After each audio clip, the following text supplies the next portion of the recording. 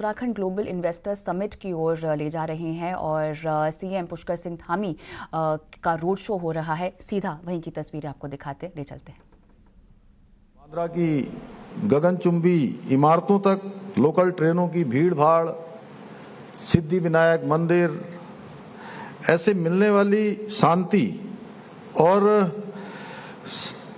मुंबई की जो आधुनिकता है, वहीं उत्तराखंड का जो संस्कृति है, वो जब आपस में मिलते हैं तो एक बड़ा ही अनूठा संगम बनता है। और मुझे बताते हुए खुशी भी हो रही है। आप सब जानते हैं कि मुंबई के बहुत सारे लोग, मुंबई, महाराष्ट्र, आसपास के लोग बड़ी संख्या में, उत्तराखंड उनका लगातार आना जाना रहता है। कल भी जब हम जिस प्लेन से यहाँ आए, जिस फ्लाइट में आए, उसमें मैं देख रहा था बड़ी संख्या में लोग लगातार कंटिन्यूअस यहाँ से वहाँ आने वाले थे और अपना उद्योग सभी संचालित करते हैं। जो हमारे यहाँ पर एक बड़ा सिटकुल, जैसा अभी रोहित मीणा जब यहाँ से प्रेजेंटेशन कर रहे थे, तो रोहित मीणा ने बताया है कि बहुत सारे लोगों के मन में शंका होगी कि उत्तराखंड में जो लोग नहीं गए, सोनिया जी, रंजू जी, आप तो खैर वहाँ जाते रहते हैं और वहाँ पर काम भी करते हैं, तो आपको नहीं, प्रवीर जी, जिनको पता नहीं है, जैसे आप ही को बहुत सारी बातें पता नहीं थी, आप कह रहे थे कि भाई इतना शानदार वहाँ तो इतनी चीजें हैं, इतनी संभावनाएं हैं, तो बहुत लोगों को लगता है कि उत्तराखंड में जमीन नहीं होगी।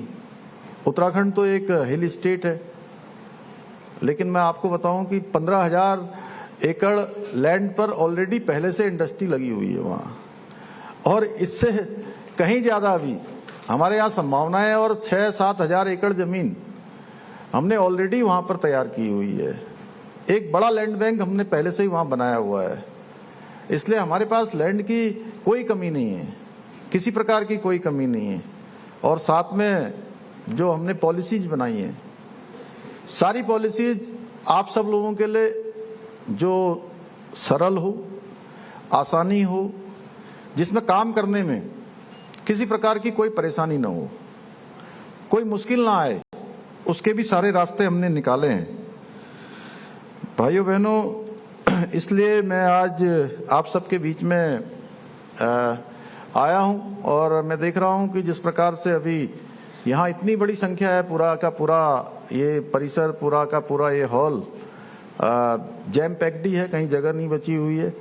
तो ये मेरे लिए और मेरे साथियों के लिए, जो लोग आपको सबको यहाँ इनवाइट करने के लिए आए हैं, हमारे लिए बहुत, हमको ऊर्जा से ओतप्रोत कर देता है। यानी हमारे अंदर एनर्जी का एक तेजी से ऊर्जा देने का काम करता है। मेरा मानना है कि महाराष्ट्र, विशेषकर मुंबई और उत्तराखंड दोनों एक दूसरे के पूरक हैं। जहां ये महाराष्ट्र ये धड़कन की तरह है, धड़कन है, एक देश का दिमाग चलाता है, एक देश का दिमाग चलाता है और एक देश का दिल धड़काता है। इसलिए यहाँ के लोगों को विशेषकर से एक जुड़ाव के नाते, अधिकार के नाते भी आप सबके बीच में आए हैं। और हमारे प्रधानमंत्री जी ने जो देश के अंदर एक हमारी अर्थव्यवस्था 2025 तक 5 ट्रिलियन बनाने का जो संकल्प लिया है, उसी के तहत उत्तराखंड राज्य भी उसमें अपना योगदान दे, उस इकोनॉमी को बढ़ाने के लिए। और साथ में उत्तराखंड राज्य जहां पर अपार संभावनाएं हैं।